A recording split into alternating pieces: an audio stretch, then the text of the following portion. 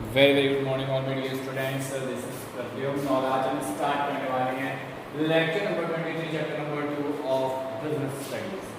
Students, हमने formation of the company topic complete किया था, ठीक है ना। अब हम स्टार्ट कर रहे हैं important documents issued in formation of a company. Means जो भी इंपॉर्टेंट डॉक्यूमेंट्स होते हैं जिनको कंपनी इशू करती है उनके बारे में हम स्टडी करने वाले हैं students. Okay, so there are three main document, है ना। यहाँ पर तीन मेन डॉक्यूमेंट्स हैं जिनको कंपनी इशू करती है। Number 1 memorandum of association, number 2 articles of association and number 3 prospectus. So students, आज हम स्टार्ट करेंगे point number 1, memorandum of association. Memorandum of association की जब हम बात करते हैं स्टूडेंट्स, तो यहाँ पर पहले तो हमें इसके बेसिक के बारे में तो ऑलरेडी इंफॉर्मेशन है ना, क्योंकि अभी तक हम पढ़ते रहे, उसी को हम एक बार अच्छे से रिमाइंड करेंगे। वैसे यहाँ पर एक भी ऐसा पॉइंट नहीं है जो आपने लास्ट लेक्चर्स में नहीं पढ़ा हुआ है। सारे के सारे पॉइंट्स ऐसे आपको रहेंगे जो आप पढ़ चुके होंगे। Okay student, so this is very easy to learn. साथ में ही याद करना है, बात के लिए कुछ नहीं छोड़ना। ओके स्टूडेंट्स, हम यही याद करेंगे, इसको लर्न कर लेंगे। बस घर पे एक बार रिमाइंड कर लेना अलग से, बाकी साथ में अपने हमें करना है। Okay, so let's start. Memorandum of association is the most important और फंडामेंटल और principal document of the company. यानी कि जो मेमोरेंडम ऑफ द एसोसिएशन होता है, इसको हम क्या बोलते हैं? प्रिंसिपल डॉक्यूमेंट भी बोल सकते हैं, है ना। This is for fundamental. Fundamental क्यों होता है? क्योंकि यहाँ पर जो भी कंपनी है उससे रिलेटेड बेसिक इंफॉर्मेशन गिवन होते हैं, इसलिए हम इसको यहाँ पर फंडामेंटल या बेसिक भी बोल देते हैं इसको। Okay, so now come a company cannot be registered without a memorandum of association and therefore it is sometimes called a life giving document. Mean, अब सोचिए लाइफ गिविंग डॉक्यूमेंट का मीन क्या हो गया? जो भी कंपनी है उसका बेस पूरा का पूरा किस पर डिपेंड है? मेमोरेंडम ऑफ एसोसिएशन पर। ध्यान रखिएगा students. Okay, so now memorandum of association define the power and object of the company as well as the scope of operations of the company beyond which is cannot operate. Now next the signatories of the memorandum of association state their information to be associated with the companies and give their undertaking to subscribe to the shares mentioned against their name. The memorandum of the companies shall be in respective forms specified in table A, B, C, D, E in schedule I as may be applicable to such company. अब यहाँ पर ध्यान देने वाली बात ये students कि यहाँ पर जो भी बेसिक है एक कंपनी का, चाहे उसकी नेम हो, चाहे कंपनी की लायबिलिटी हो, चाहे कंपनी का कैपिटल हो, हर चीज से रिलेटेड, है ना, मेमोरेंडम ऑफ एसोसिएशन में हमें मेंशन करना पड़ेगा। लेकिन बात करते हैं सिग्नेचर्स की। मेमोरेंडम ऑफ एसोसिएशन में सिग्नेचर्स की तो मैंने स्टूडेंट्स आपको कई बार ये चीज पढ़ाई हुई है ऑलरेडी, एक बार फिर से रिमाइंड करने वाले हैं। मेमोरेंडम ऑफ एसोसिएशन में in case of private company 2 persons signature will be mandatory, but in case of public company number of members 7, है ना। यानी कि मिनिमम नंबर्स भी यही होता है और यही सिग्नेचरीज की अगर हम बात करें तो यही सिग्नेचरीज में भी मेंशन करना होता है students. Okay, so come on next point, clause of memorandum of association. हम मेमोरेंडम ऑफ एसोसिएशन के क्लॉज की बात करेंगे। So now first clause is name clause. Okay students, so name clause में point number 1, the proposed name should not be too identically और similar to the name of other existing company. यानी कि आप जिस company को start कर रहे हैं उसका नेम किसी भी पहले से चल रही हुई कंपनी जो पहले से एग्जिस्टेंस में है उसका नेम नहीं होना चाहिए students. Okay, so now next point is the name should not B objectionable under the provision of the emblems and name, तो name और according to section 1950, ठीक है ना, मतलब 1950 के अकॉर्डिंग कोई भी ऐसा नेम नहीं होना चाहिए जिसको गवर्नमेंट ने मना किया हुआ है रखने के लिए।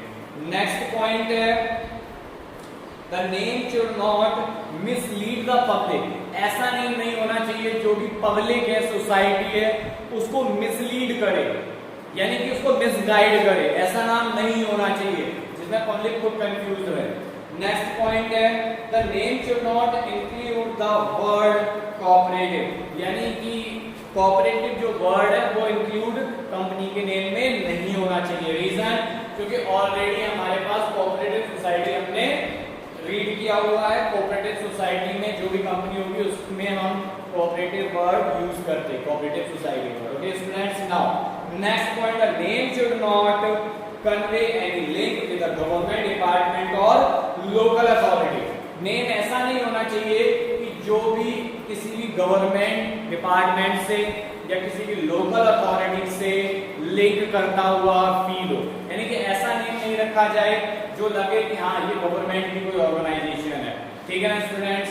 जैसे कि हमने माना एबीसी लिमिटेड कंपनी है, हमने उसको रख दिया एबीसी म्युनिसिपल कॉर्पोरेशन लिमिटेड, तो यहाँ क्या होगा कि नगर पालिका से कनेक्टेड हो जाएगा students, so we can't use this name. Okay, and also title students, don't think so only name, and a title we can't use any government or central government or local authorities. Okay, so now next point is the name of the company should end with the word limited, and in case of public company and with the word of private limited in case of private company. If we are starting on any public company, then we will use public company, okay, and but if any company is a private company, so we can use private limited. आपने सुना होगा बहुत सी जगह लिखा हुआ रहता है PVT, PVT means private limited, okay। अगर आपकी कोई प्राइवेट कंपनी है तो PVT प्राइवेट लिमिटेड, और अगर कोई पब्लिक कंपनी है तो public, okay, so now public limited। So now come on next point, the name of the company is यहाँ पर एक चीज और ध्यान रखना, अगर पब्लिक कंपनी है तो लिमिटेड वर्ड हम यूज कर सकते हैं, और अगर प्राइवेट कंपनी है then private limited. The name of the company is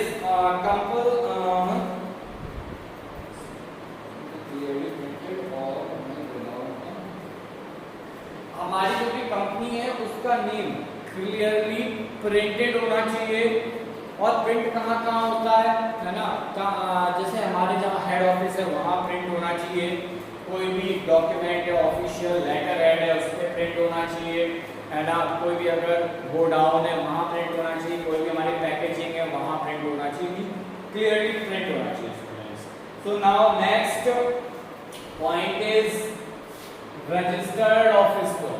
registered office clause से नहीं होता है कि जो भी हमारा फॉर्मेशन प्लेस है, यानी कि ऐसा प्लेस जहां पर हम अपने बिजनेस को स्टार्ट कर रहे हैं वहां पर उसका कोई एड्रेस होगा, हम उस एड्रेस को मेंशन करेंगे इस क्लॉज में, और ये मैंडेटरी है कि हम, ये मैंडेटरी है भाई। अगर हमने बार बार पढ़ा, आपको बार बार समझाया कि जब हम एप्लीकेशन फाइल करेंगे रजिस्ट्रार के यहाँ, ठीक है ना, for purpose of registration, then in this condition address is mandatory, otherwise how can verify your company documents by the registrar, है ना।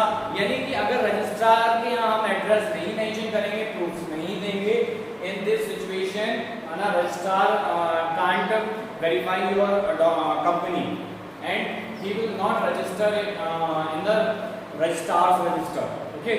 So this is the mandatory point। next point number C, objects of objects clause। objects clause हमेशा याद रखना, जो भी companies हैं उसके हमेशा कुछ ना कुछ ऑब्जेक्ट होते हैं, ऑब्जेक्टिव्स जरूर होंगे, विदाउट ऑब्जेक्ट कोई भी कंपनी फॉर्म नहीं करती। याद रखिएगा। So there are two types of object, number 1 the main object and number 2 other objects. ठीक है ना। मेन ऑब्जेक्ट्स में अगर हम बात करें तो जो भी कंपनी का मेन मोटो है यानी कि मेन बिजनेस है उसको हम मेन ऑब्जेक्ट में मेंशन करेंगे। बट अदर ऑब्जेक्ट में ध्यान रखना, हमें ये ध्यान रखने वाली बात है कि कंपनी का बिजनेस अनलॉफुल नहीं होना चाहिए, कंपनी का बिजनेस ऐसा ना हो जो मिसगाइड करे, कंपनी का जो बिजनेस है वो फ्रॉड वाला नहीं होना चाहिए। ठीक है ना। तो इन चीजों को ध्यान रखना है हमें। Next point number D, liability clause. Liability clause की हम बात करते हैं यहाँ पर। अगर हमने बात की पब्लिक लिमिटेड कंपनी की, तो पब्लिक लिमिटेड कंपनी में कोई पर्सन है ए ने 100 शेयर परचेज किए, कितने रुपए वाले, 10 रुपीज वाले, यानी कि उसने टोटल 1000 रुपीज के शेयर परचेज कर लिए। बट कंपनी को लॉस हुआ था 2000 रुपीज का। अब कंपनी ने डिमांड कर दी इस ए से कि जाओ और 2000 रुपीज लेके आओ। ए साफ मना कर देगा, नो आई विल नॉट पे। रीजन, उसकी लायबिलिटी केवल इस 1000 तक है, इसके बाद ए लायबल नहीं होगा। Okay students, so now come on next point number E, capital clause. Capital, अब भाई कैपिटल तो हमें पता है, ठीक है ना, कि कैपिटल के बिना तो हम बिजनेस कंटिन्यू कर ही नहीं सकते, है ना। अब बात आती है कैपिटल अरेंज कहां से की जाए। कैपिटल अरेंज करने के लिए हम क्या करते हैं, शेयर्स इशू करते हैं, मार्केट में डिवेंचर्स इशू करते हैं, लोग हमारे शेयर परचेज करेंगे, डिवेंचर परचेज करेंगे और उसके बदले में हमें पैसे देंगे। Okay students, so this clause states the maximum capital which the company will be authorized to raise through the issue of share called authorized capital। जैसे कि हमने आपको बताया था, authorized capital हमने लास्ट लेक्चर में ही स्टडी किया है। तो authorized capital क्या है, वो अमाउंट मैक्सिमम से मैक्सिमम जो हम पब्लिक से क्या कर सकते हैं, रिसीव कर सकते हैं स्टूडेंट्स। तो उसको हम यहाँ मेंशन करेंगे, ठीक है ना। आई होप स्टूडेंट्स आपको ये लेक्चर समझ आया होगा, बहुत इजी था, नॉर्मल था। एक बार हम इसको फिर से रिमाइंड कर लेते हैं। Important documents used in formation of a company, ऐसे डॉक्यूमेंट्स जिनको हम कंपनी में यूज करते हैं। नंबर 1 जो हमने आज पढ़ा था वो था memorandum of association, memorandum of association. बाकी के ये दो जो पॉइंट्स हैं इनको हम नेक्स्ट लेक्चर में कवर करेंगे। नेक्स्ट पॉइंट पर memorandum of association, clause of memorandum of association. यहाँ पर कितने क्लॉज हैं, only 5 clause. Clause 1 name, second registered office, third objective, fourth liability and fifth capital. Only यहाँ पर हम बात करेंगे जो हम नेम रखनी है उसके टर्म्स एंड कंडीशंस की, कि कौन कौन से नेम रख सकते हैं और कौन से नहीं रख सकते। यहाँ पर हम बात करेंगे जो भी रजिस्टर्ड फर्म है उसका ऑफिस कहाँ होगा, उसके ऑफिस की। यहाँ हम बात करेंगे जो भी हमारी कंपनी का ऑब्जेक्टिव होगा वो क्या होगा, उसकी बात करेंगे। लायबिलिटी में हम बात करेंगे कि जो भी पार्टनर्स हैं, शेयर होल्डर्स हैं, उनकी लायबिलिटी कहाँ तक सीमित होती है, लिमिटेड होती है। नेक्स्ट पॉइंट है कैपिटल, जो भी पैसा कंपनी में लगाया जाएगा, इंट्रोड्यूस किया जाएगा, उसकी बात हम करेंगे कैपिटल क्लॉज में। Okay students, thank you and have a nice day.